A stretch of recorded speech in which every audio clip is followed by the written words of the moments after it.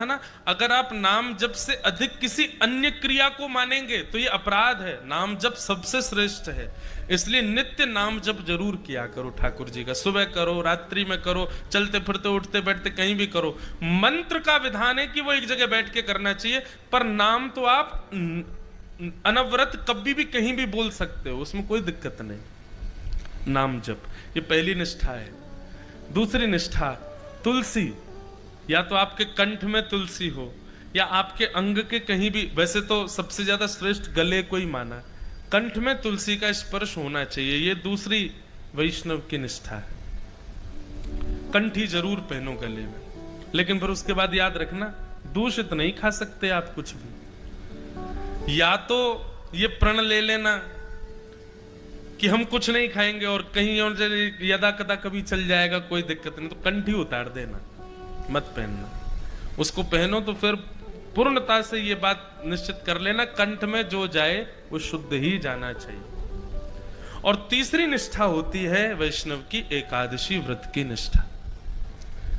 एकादशी के दिन बंधुओं अन्न में पाप का निवास होता है, इसलिए उस दिन अन्न का सेवन करना शास्त्रों में वर्ज्य बताया गया। परंतु 60 वर्ष से ऊपर के वृद्ध ज्यादा हो गए हों या बहुत छोटे बालक हों और अत्यंत रोगी व्यक्ति यदि घर में हैं तो उनको व्रत ना करें तो चलेगा। परंतु आप बढ़िया हो, मुष्टुंडे बने हुए हो, बढ़िया हत्ते तगड़े हो, खा पी के खूब आनंद कर रहे हो, कोई दिक्कत नहीं है, तो अगर एकादशी नहीं करोगे तो पाप लगेगा। अच्छा, एक बात और, एकादशी के दिन व्रत ना करने से कौन सा पाप लगता है?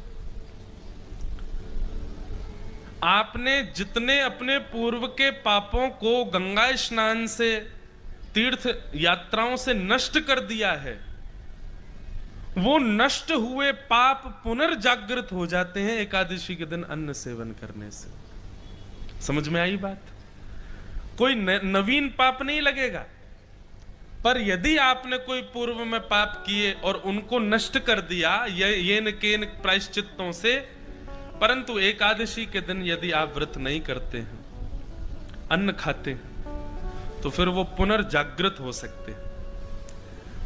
अब जिसको पता ही नहीं है उसको तो कुछ नहीं होता होगा, लेकिन अब आपको पता चल गई है, यहाँ पंडाल में जितने बैठे लोग सबको पता चल, अब तो आपको करना पड़ेगा, अब आप पे कोई और चारा नहीं है। पर बंधुओं कई बार ऐसा होता है कि ऐसे ऐसे लोग मिलने आते हैं,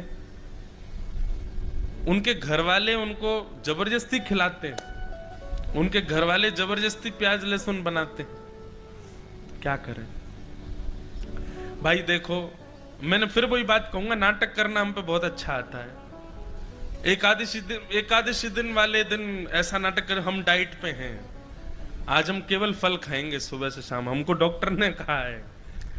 एकादशी के रूप में नहीं सही, डाइट के रूप में सही फल खा लो, लेकिन एकादशी व्रत करो। एक बड़ी सुंदर कथा मैं कभी कभी सुनाता हूं। श्री नामदेव जी महाराज, वो एकादशी व्रत के इतने बड़े निष्ठावान थे, वो खुद तो करते ही थे, उनको यदि पता चल जाए कि किसी के घर में रोटी बन रही है तो उसके घर पहुंच जाते थे, चूल्हे में जाके पानी फेंक आते थे। बोले रोटी नहीं बनेगी आज, आज एकादशी है। अरे तो तुम अपने घर में करो, हमको क्यों रोक रहे हो? बोले नहीं, अगर मुझे पता चल जाएगा कि कोई रोटी खा रहा है तो मैं उसको खाने नहीं दूंगा, आज एकादशी है, आज आज व्रत करो। एक बार भगवान उनकी परीक्षा लेने के लिए एक ब्राह्मण का रूप धारण करके पहुंच गए, और भूख से व्याकुल ब्राह्मण, वयोवृद्ध ब्राह्मण का रूप धारण करके भगवान पहुंच गए, और नामदेव जी के द्वार पर जाकर के ऐसे गिर पड़े जैसे भूखा प्यासा आदमी। नामदेव जी दौड़ करके गए, अरे अरे अरे संत पधारे, संत पधारे, पैर धो इनके, पैर धो, चंदन लगाओ, इत्र लगाओ, माला पहनाओ। ठाकुर जी बोले, अरे भैया ये सब मत करो। बोले क्या हुआ, आप इतने व्याकुल क्यों? बोले भूख लगी है, 4 दिन से कुछ पाया नहीं है मैंने, जल्दी मुझे रोटी सब्जी दाल चावल कुछ खिलाओ। नामदेव जी बोले, आज तो एकादशी है, लीजिए सेब खाइए, केला खाइए, अमरूद खाइए, सब बढ़िया सुंदर सुंदर फल पाइए, भगवान रोटी तो नहीं मिलेगी आज। अरे कैसे आदमी हो तुम, तुम्हारे द्वार पर भूखा प्यासा व्यक्ति आ गया, तुम उसको रोक रहे हो? नहीं चाहिए फल वल नहीं खाने मुझे, भाई रोटी की भूख लगी है, दाल चावल खिलाओ।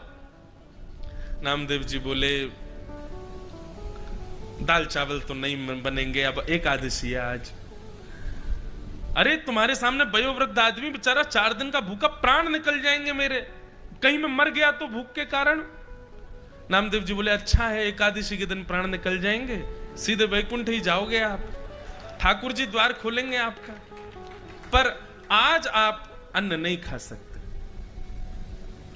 अब तो महाराज बात इतनी बढ़ गई कि आसपास के लोग आ गए, वो सब आकर के संत का हाथ पकड़े, बोले ये तो पाखंडी है, खुद भी व्रत करेगा, जबरदस्ती सब पे थोप के व्रत करवाता है, आप हमारे घर चलो, हमारे घर चलो, वहां रोटी सब्जी दाल चावल खा लेना।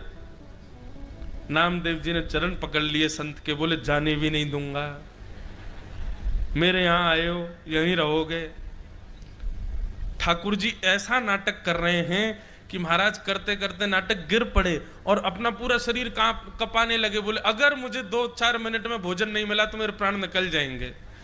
सब आसपास के लोग कहने लगे अरे नामदेव, तो तुम्हारी एकादशी तुम करो ना, इनसे क्यों करवा रहे? बोले नहीं नहीं, आप इनको बच्चों सब बैठ जाओ, कीर्तन करो कीर्तन करो। कीर्तन गाते गाते इनके प्राण निकल जाएंगे, बैकुंठ जाएंगे सीधे। ठाकुर जी देख रहे, वो बारे नामदेव अंत तो गत्वा। ठाकुर जी ने ऐसा नाटक किया कि जिस ब्राह्मण शरीर में गए थे उसके प्राण निकल ही गए। और जैसे ही प्राण निकले आसपास के लोग सब चिल्लाने लगे, चीखने लगे, नामदेव जी को भला बुरा कहने लगे, अरे तेरी भक्ति पर कलंक लग गया, तेरे द्वार पर आकर के एक संत मर गया, भूखा प्यासा बेचारा बिलबिला रहा था, दूसरों पर थोपता है अधिकार।